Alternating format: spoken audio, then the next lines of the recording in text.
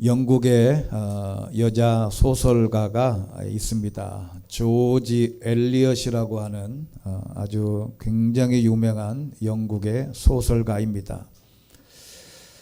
이 조지 엘리엇이라고 하는 사람이 인간은 알게 모르게 5가지의 감옥에 갇혀 있다고 했습니다. 아마 서양 사람인데도 여자인데도 우리 동양인이나 우리 한국 사람에게도 해당되는 인간의 본연의 어떤 속성 같습니다. 조지 엘리엇이 인간은 5가지의 감옥이 있다는데 첫째 감옥은 자기 사랑의 감옥이랍니다. 이거를 조금 심리학 용어로 말하면 에고이스트인데, 즉 이기주의에 깊이 빠지게 되면 남편도 아내도 자식도 없는 정신없는 사람이 된답니다.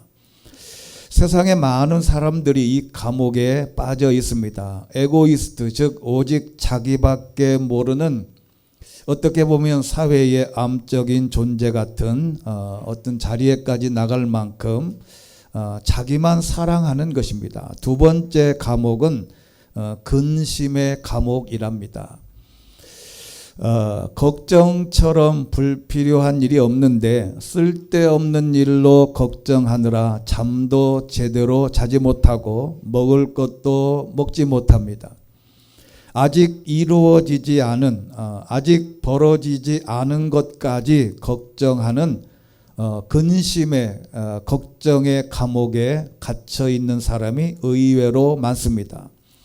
세 번째 감옥은 과거를 생각하는 향수의 감옥이랍니다. 과거에 대한 후회와 자랑에 갇혀 있습니다. 특히 한국인들 가운데 이 감옥에 갇혀 있는 사람들이 많습니다. 상대방과 대화할 때 과거 이야기를 많이 하면 할수록 이 병에 걸린 것입니다.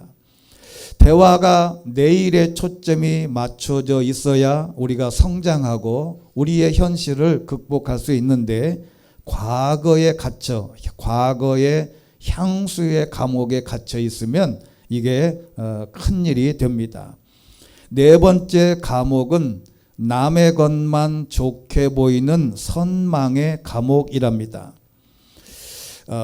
내 처지는 나쁘고 남의 처지만 좋게 보이는 감옥이에요. 우리 속담에 남의 떡이 커 보인다는 겁니다. 이것은 왜 이렇게 되냐면 남과 비교할 때 오는 불치병입니다. 자기만의 독특하고 좋은 점들이 많은데 남의 것이 좋아 보입니다. 예를 들어서 저는 음악을 전공을 했는데 제가 그 부목사까지 하면서 가끔 반주자들이 이제 서울에서 있다 보니까 이렇게 교통이 막혀서 제 시간에 못 올 때가 가끔 있어요. 그래서 제가 찬송가 반주는 능숙하니까, 그래서 제가 가서 반주를 하면 교인들이, 성도들이 굉장히 좋아합니다. 그런데 저는 누가 부러우냐면 미술하는 사람이 부러워요. 같은 사범대 안에 미술교육과 학생들이 있을 때 저는 미술에 대한 감각은 있는데 제가 직접 그림 그리는 게 어려워요. 그래서 제가 늘 가서 야, 나는 너희들이 부럽다 그러면 그 학생들이 반대로 우리는 당신들이 부럽다고 얘기합니다. 이 사람들이, 그래서 내가 가지고 있는 장점과 달란트는 묻어두고 내가 없는 것을, 남의 것을 좋게 보이는 이 선망의 감옥이 있다는 것이죠. 그래서 5번째 마지막의 감옥은 증오의 감옥이랍니다. 이 시기와 질투의 불꽃은 자기도 태우고 다른 사람도 다 태워버리는 정말 위험한 것입니다. 증오와 질투는 그래서 화로이고 불입니다. 우리가 우리나라에도 한 해에 1000건 정도 살인사건이 납니다. 이 1000건의 살인사건 중에 거의 다 동기가 뭐냐면 누군가를 증오하고 미워해야 유지되는 그런 관계 속에서 살인이 벌어집니다. 이유 없이 사회에 불만을 갖고 잘 사는 사람들을 보면 저 사람 때문에 내가 불행하다라고 생각하고 증오심에 불타는 이런 사람들이 세상에 많습니다. 이 5가지를 한 문장으로 요약을 해보면 이렇습니다. 인간은 어쩌면 구제불능의 상태로 자기밖에 모르고 근심 걱정하고 과거라는 시간에 갇혀 살면서 남의 것만 좋아 보이고 증오하면서 살아가는, 이게 동서양을 막론하고 이게 이런 감옥에 갇혀 살 수가 있다는 겁니다. 지금 우리는 5가지 중에 어느 감옥에 갇혀 있을까? 그리스도 안에서 새로운 피조물이 필요한 오늘의 이 시기에 오늘에 있는 성경 말씀을 위주로 오늘 주보에 있는 첫 번째 성경 구절을 먼저 한번 보겠습니다. 사도행전 14장 17절인데요. 이 말씀의 의미를 가만히 살펴보면 이렇습니다. 곧 여러분에게 하늘로부터 비를 내리시며 결실기를 주시는 선한 일을 하사 음식과 기쁨으로 여러분의 마음을 만족하게 하셨느니라 라고 했는데, 이 말씀은 사도 바울이 1차 선교 여행 중에 루스드라라고 하는 회당에서 선포하신 말씀입니다. 여기 결실기라고 하는 단어에 주목해 보면 그 밑에 있는 우리말 성경에 보면 때가 되면 열매를 맺게 하시고 라고 해서 때가 되면이라고 하는 단어입니다. 여기 때가 되면이라는 뜻인데, 하나님은 열매 맺는 하나님의 시간을 주시는 분으로 묘사하고 있습니다.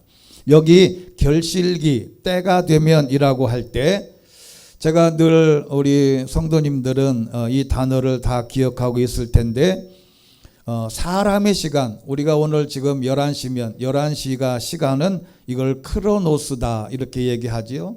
2021년, 2022년 또 아침 저녁 날짜가 바뀌는 것을 크로노스라고 그러죠. 이건 뭐 우리가 계산하지 않고 내버려둬도 그냥 돌아갑니다.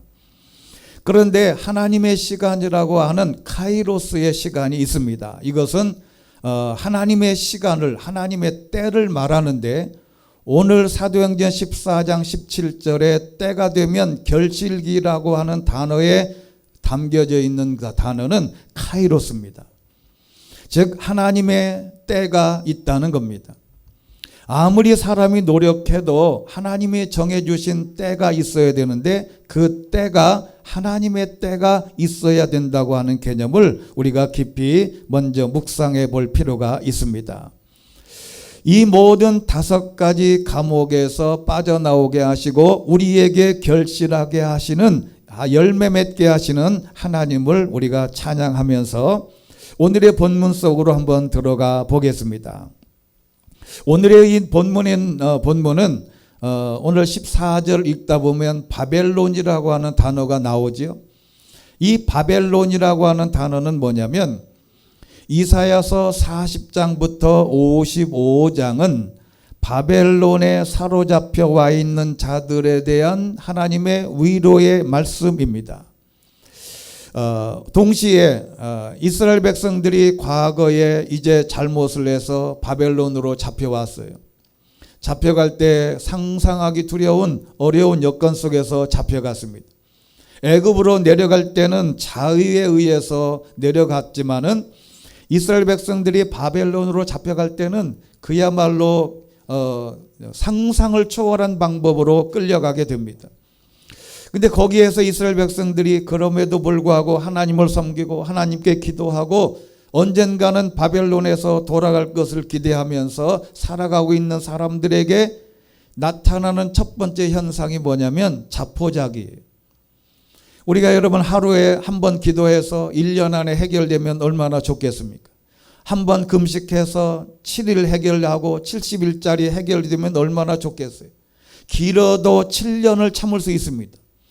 그런데 70년이 시간이 정해져 있긴 하지만 계속 시간이 가면 갈수록 이스라엘 백성들이 좌절해요. 기도하다가 좌절합니다. 내가 어떤 목표를 놓고 기도하는데 이 목표가 안 돼요. 그러면 좌절해요. 여기서 끝인다. 나는 이제 어떻게 하나 그렇게 사람들이 참겠다, 견뎌내겠다, 기도하겠다 하지만 시간이 가면 갈수록 점점 더 우리의 마음은 황폐해집니다.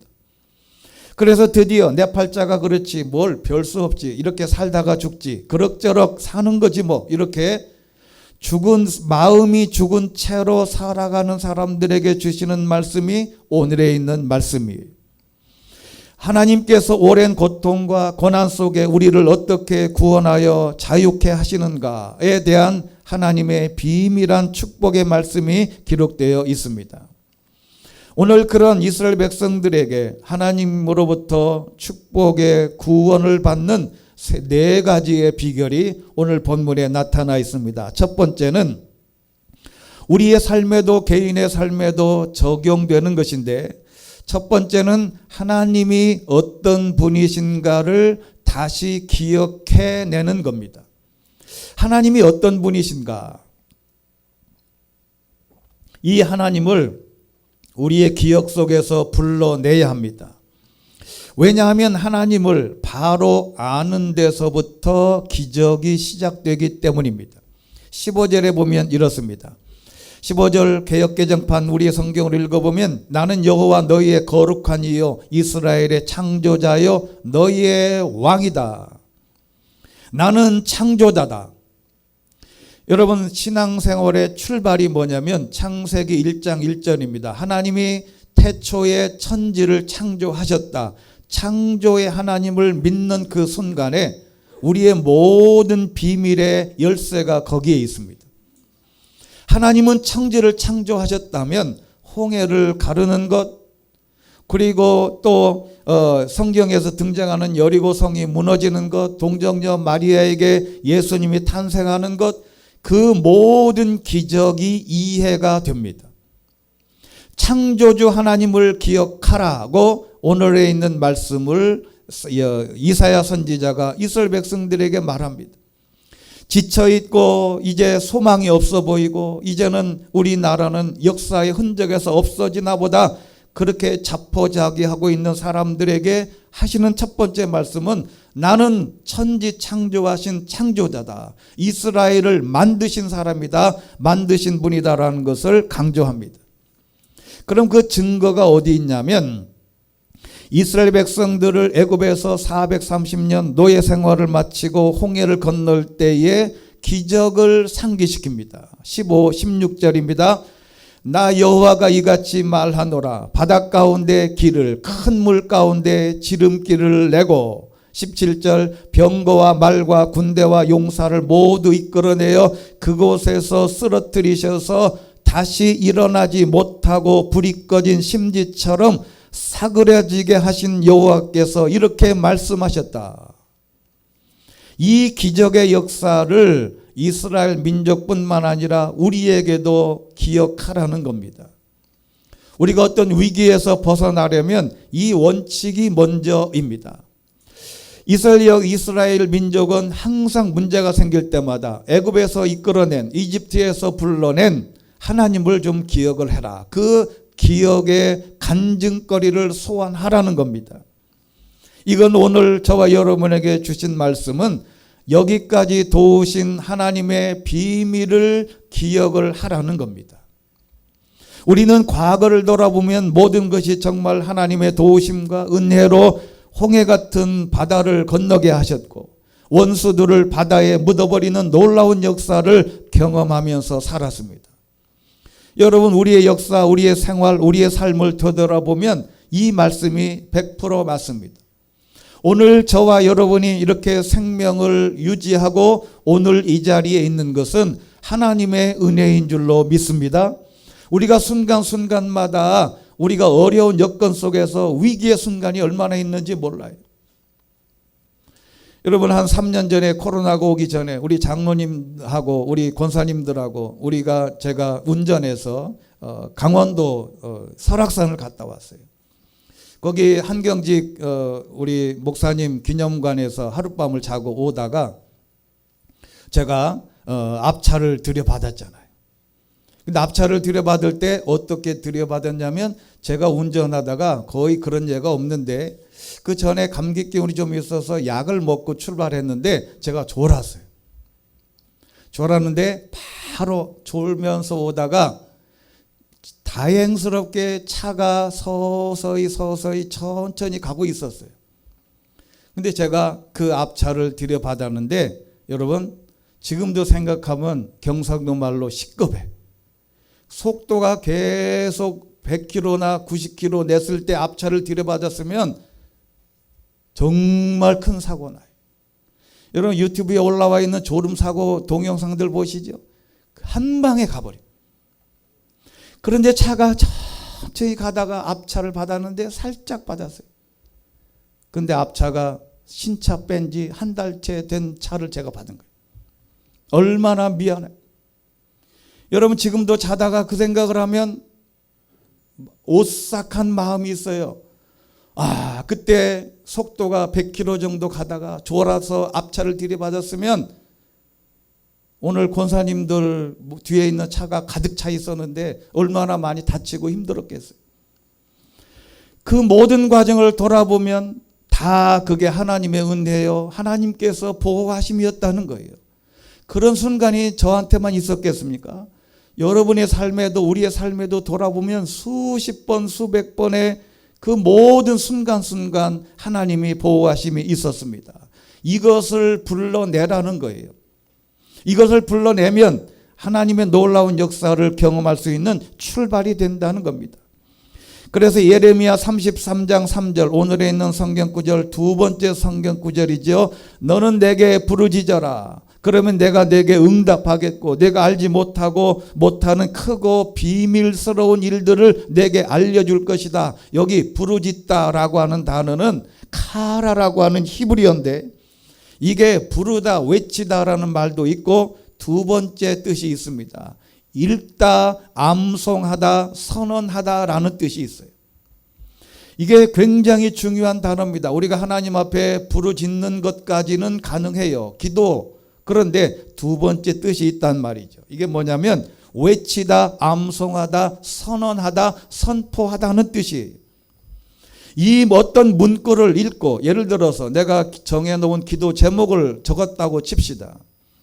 그러면 10가지든 20가지든 기도 제목을 넣고 그 기도 제목을 암송하고 그 제목을 읽고 그 제목을 선포하면 내가 내게 크고 비밀한 일들을 내게 알려주겠다고 약속하신 겁니다. 그럼 어떻게 해야 되겠습니까?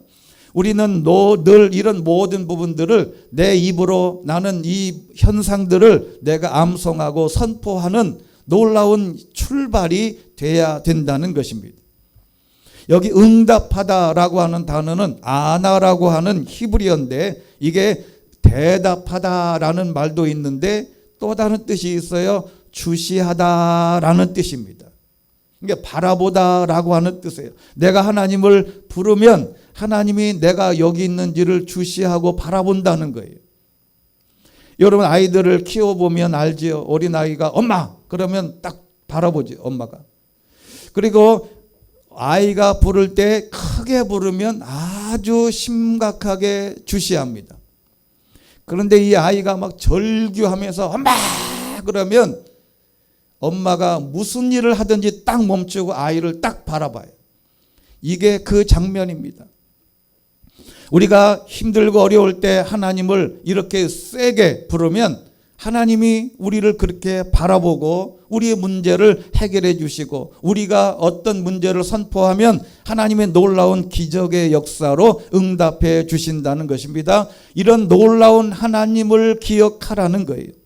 이스라엘 백성들을 홍해를 가르시는 것 같은 놀라운 기적들을 기억해내고 그 놀라운 일을 행하시는 하나님의 역사를 추억하고 불러내라는 것입니다. 두 번째는 우리가 늘 말씀을 하지만 과거는 잊어라는 것이죠. 자, 이게 대비되는 문구예요. 하나님의 역사는 불러서 기억하고 과거는 지워버려라. 과거에 연연하지 말라. 역사학자 아놀드 토인비라고 하는 이 유명한 사람이 있습니다. 이분이 쓴 역사란 무엇인가라고 하는 책은 대단한 책인데, 이 역사학자 아놀드 토인비가 국가든 개인이든 이렇게 쭉 역사를 공부해 보니까 사람이든 국가든 고난을 당하면 네 가지로 반응하더랍니다. 이게 오늘 이스라엘 백성이든지 우리나라의 역사든지 똑같습니다. 사람이 어려운 일을 당하거나 고난을 당하면 네 가지로 반응이 나는데, 첫 번째는 과거로 돌아간답니다. 내가 힘들고 어려우면 당연히 과거로 돌아가서 과거에 참 좋았지. 내가 옛날에 잘 나갔던 시절이 있는데. 여러분, 제 친구 말씀을 드려 죄송한데, 제 친구는 현역 병장으로 제대한 군대를 갔다 왔어요. 근데 이 친구가 군대 갈 때 우리 같이 인사도 하고 잘 갔다 오라고 하고 갔어요. 갔는데 이 친구는 지금도 만나면 그때 갔다 온 군대 얘기를 해요. 제가 한번 질문해 볼게요. 군대 가서 쫄병 때 이야기를 많이 할까요? 병장 때 이야기를 많이 할까요? 병장 때 이야기를 많이 해요. 왜요? 쫄병일 때는 내가 힘들고 어려울 때는 뭐 그냥 박박 기다가 왔는데, 병장, 상병, 병장쯤 될 때는 자기 밑에 후임들이 들어오고 본인이 얼마나 그 사람들에게 잘해줬는지, 또 그때 어떻게 내가 행동했는지를 추억을 해서 만남이 지금도 이야기하면 군대 얘기를 해요. 여러분, 남자들이 군대 얘기를 할 때 군대에서 축구한 얘기를 하면 여자들이 제일 싫어한대. 여러분, 이게 뭔 얘기냐면요, 과거로 돌아가. 현실이 녹록지 않으면 자꾸 사람은 과거로 돌아가요. 그리고 두 번째 반응은 미래에 대해서는 공상에 빠진대요. 이렇게 됐으면 얼마나 좋을까 공상을 해. 현실은 노력은 안 하는데 머릿속에는 망상이 있어요. 그리고 세 번째 중요한데, 몸을 움츠리고 누군가 도와주기를 기다린답니다. 이게 굉장히 중요한 거죠. 내가 힘들고 어려우면 이걸 누가 도와주지? 자기는 열심히 할 생각을 안 해요. 누군가가 나를 도와줄 거다. 그리고 네 번째 중요한 것은 위기에 맞서 위기를 유용한 것으로 바꾸기 위해서 도전한다. 이게 도전과 응전이라고 하는 역사의 중요한 말입니다. 사람이 무슨 위기에 맞서서 그 위기를 기회로 삼고 유용한 것으로 바꾸기 위해서 도전하는 것이 역사에 중요하다. 바로 오늘에 있는 본문도 비슷한 얘기입니다. 우리가 과거에 있는 일들을 지워버리고, 좋은 일이든 나쁜 일이든 다 지워버리고 하나님께서 우리에게 주시는 새로운 비전과 꿈을 향해서 도전할 수 있는 마음이 있는 게 중요하다. 사람에게는 영광스러운 과거가 있습니다. 남들이 알아주는 가문, 학교, 경력을 가졌다는 것, 교회나 이웃에게 과거에 큰 헌신과 도움을 베풀었다는 것, 한때는 권력과 재물로 큰 소리치면서 살았다는 것, 자랑스러운 과거가 있습니다. 그런데 반면에 부끄러운 과거가 있어요. 실패한 과거입니다. 오늘 지금 이스라엘 백성들이 하나님께 잘못을 해서 이방 나라에 잡혀서 바벨론으로 끌려온 이 역사는 치욕스러운 거예요. 그래서 이렇게 힘들고 어렵고 과거에 하나님께 잘못한 것을 기억해내면서 너무 부끄러운 거예요. 그런데 이 모든 것 때문에 앞으로 가는 것을 방해받을 수 있다는 겁니다. 과거에 실패한 기억을 기억하면 할수록 나는 안 돼. 내가 지금까지 해본 결과로는 나는 다 실패만 했는데 내가 이번에 한다고 되겠어? 그러나 그 모든 것을 잊어버리고 도전을 하라는 것입니다. 바벨론 포로는 하나님 앞에 죄를 지은 과거를 말합니다. 죄를 지어 형벌을 받고 있음을 인정하고 이제 기억하지 말고 나도 너희들이 잘못한 고백, 잘못된 죄를 다 용서했으니 이제는 기억도 하지 않는다. 여러분 전도서 7장 10절 네 번째 성경 구절을 보면 그렇게 되어 있습니다. 어떻게 옛날이 지금보다 나은가 하라고 하지 마라. 그런 질문은 지혜롭지 못하다. 빌립보서 3장 13절은 더 앞으로 나갑니다. 나는 그것을 붙잡았다고 생각하지 않습니다. 그러나 이 한 가지만은 말할 수 있는데 곧 뒤에 있는 것은 잊어버리고 앞에 있는 것을 붙잡으려고 표대를 향하여 나간다. 잊어버린다는 말은 더 이상 염려하지 않는다라고 하는 헬라어입니다. 기억 속에서 완전히 망각해버려라. 그리고 표대를 향하여, 표대는 보이는 먼 표적인데 목표를 보고 쫓아간다. 잡기 위해서 빠르게 달려간다라고 하는 것이죠. 개인도 교회도 국가도 기업도 과거에 얽매이면 모두가 다 불행합니다. 우리의 마음이 과거에 매달려 있으면 앞을 보지 못하는 또 다른 장애물이 생긴다는 것이죠. 그래서 모든 실패한 과거, 죄의 과거, 영광스럽지 못한 과거는 다 잊어버리고 앞에 있는 거룩한 목표를 향하여 달려갈 수 있게 되기를 주의 이름으로 축원합니다. 세 번째는 하나님께서 사막에 강을 내시는 하나님을 믿으라는 거예요. 여러분 이 본문을 읽다 보면 내가 광야에 길을 내고, 여러분 광야 사막은 길이 없어요. 언제 어떻게 바람이 불면 길도 없어져 버리고 모래바람이고 길이 없습니다. 방향을 몰라요. 근데 하나님이 광야에 길을 내고 사막에 강을 만들고 있다는 것이죠. 하나님이 이제 새 일을 행하고 있다고 선포합니다.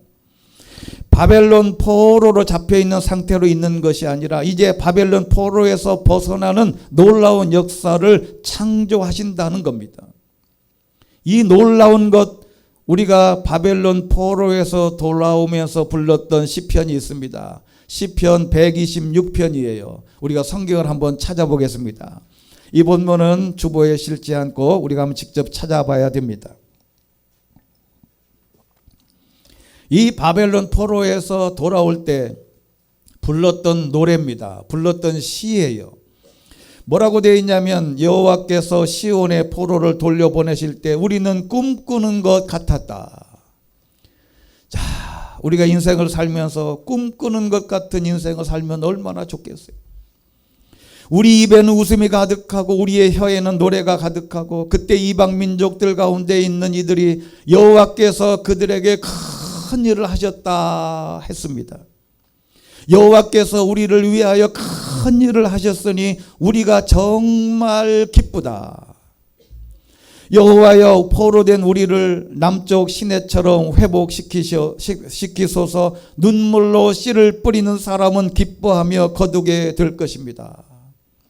꿈꾸는 것 같은 놀라운 사막의 강을 내겠다는 역사를 오늘 선포하신 것이, 이와 같이 바벨론 포로로 돌아갈 것이라고, 포로에서 풀려 돌아갈 것이라고 하는 꿈에도 생각하지 않았는데 이 놀라운 역사, 이 놀라운 일을, 내가 광야의 길을 내고 사막의 강을 만들고 있다는 이 놀라운 역사를 믿으라는 것입니다. 저와 여러분의 가정에도, 저와 여러분의 길에도, 하나님께서 우리 교회에도 사막과 같은 곳에 강을 내시는 것을 믿게 되시기를 주의 이름으로 축원합니다. 여러분 직장이, 여러분 삶이, 여러분 생활의 모든 부분마다 사막 같은 상황에 하나님께서 강을 만들 수 있다는 사실을 믿음으로 고백을 하라는 것이죠. 사실은 이것은 뻥 같은 이야기입니다. 말이 되는 일이 아니에요. 어떻게 광야에 길을 내고 사막에 강을 냅니까?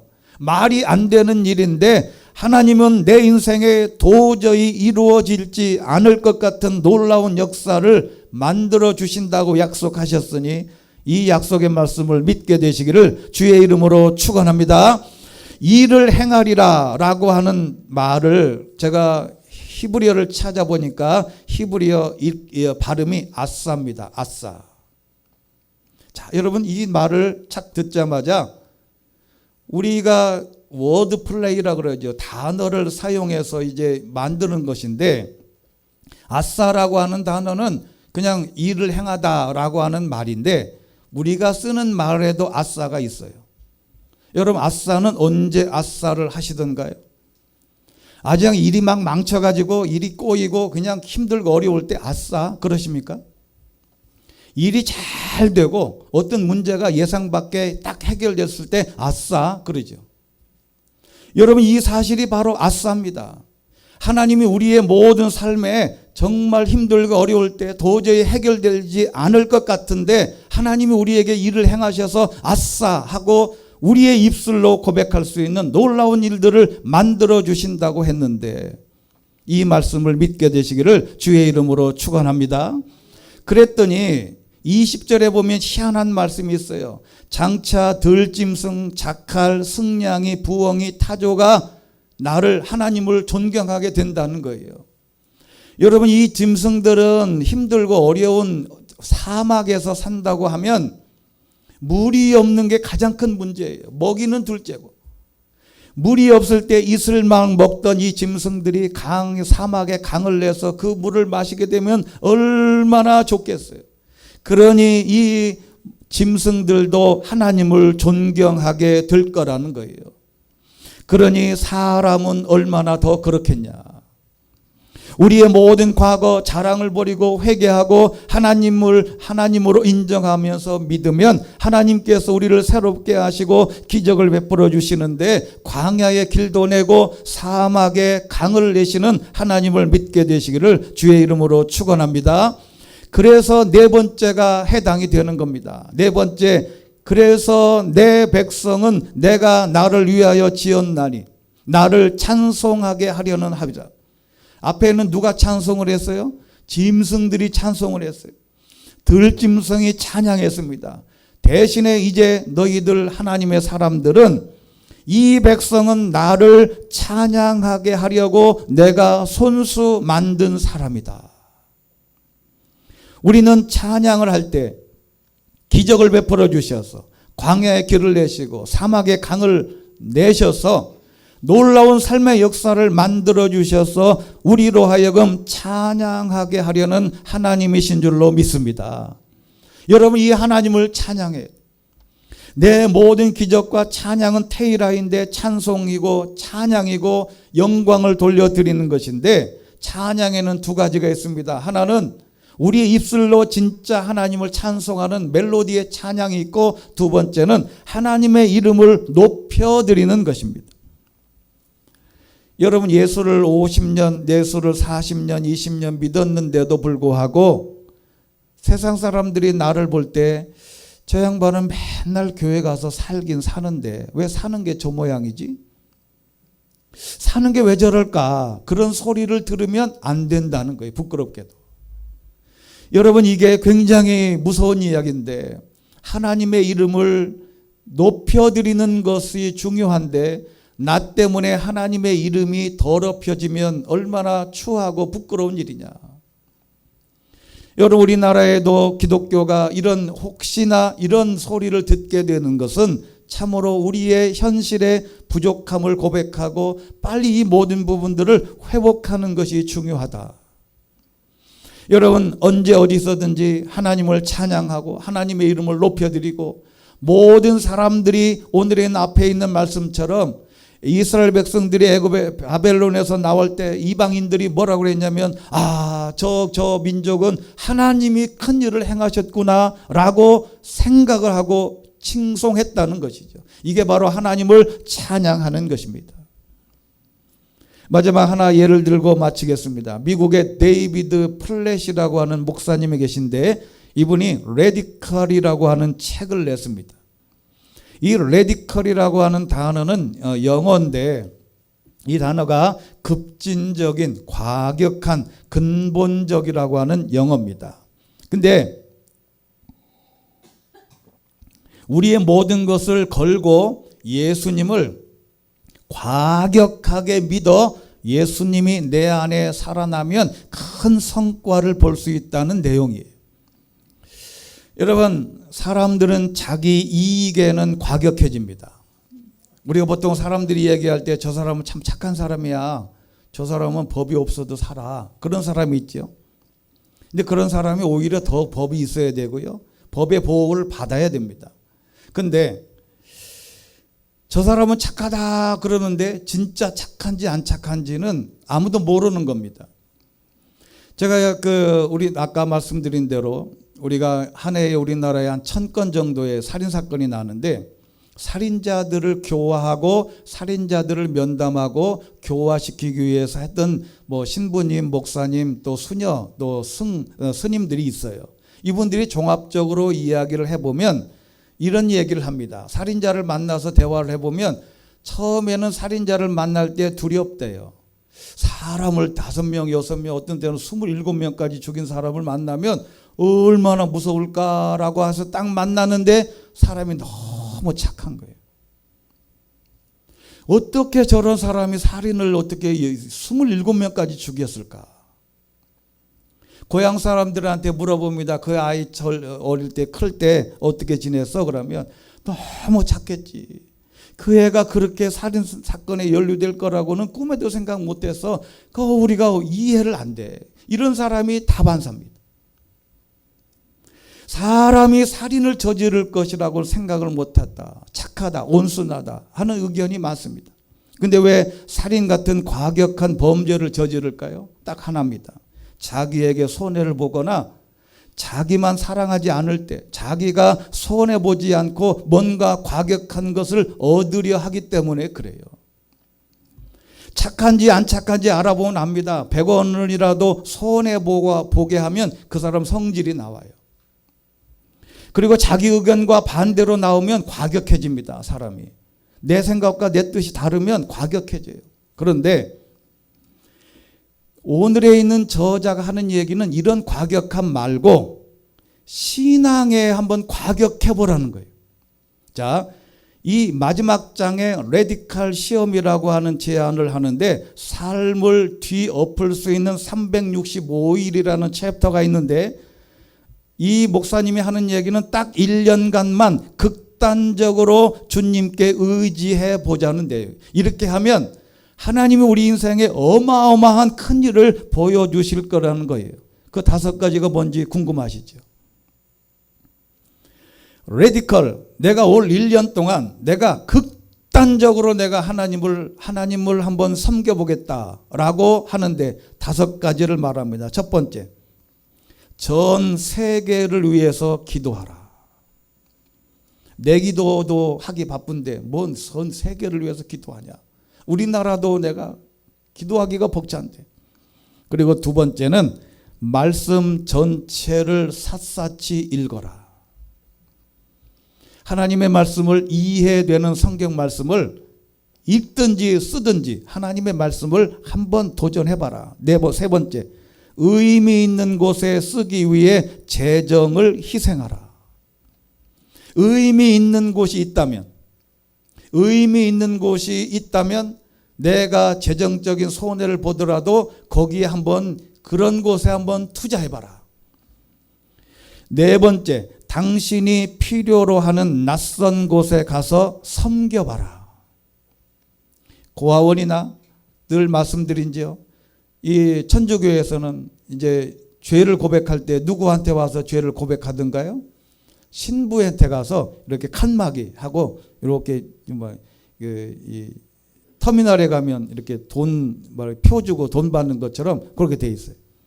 그래서 그 안에 신부님이 있고 이쪽에 바깥에 이런 천주교 성도들이 500명, 1000명 돼도 늘상 마주하는데 그 사람 목소리 알겠어요? 모르겠어요? 다 알죠.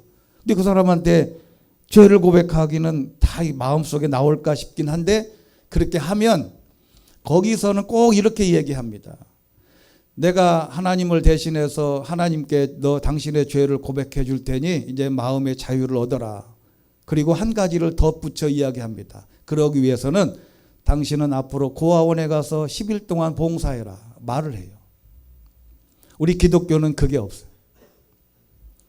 그리고 죄를 회개를 했을 때 회개 용서받았다는 마음의 감동이 없어요. 그런데 그렇게 가서 당신은 예를 들어서 돈 100만 원을 들여서 고아원에 후원을 해라. 그러면 100만 원을 들고 가고 하면서 내 마음속에 야, 내가 죗값을 치루었다 라고 마음속으로 고백을 하는 것이죠.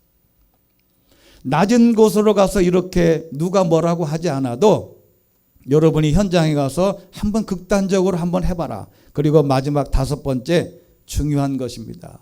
복음적인 교회에 헌신하라. 우리가 대입을 위해서 고등학교 3년 혹은 1년간 열심히 공부합니다. 이게 바로 레디컬 투자입니다. 그런 것처럼 딱 1년간만 인생에서 떼어내서 이렇게 라디컬하게 급진적으로 하나님을 섬기면 하나님의 놀라운 일들을 경험하게 될 것이라는 주장입니다.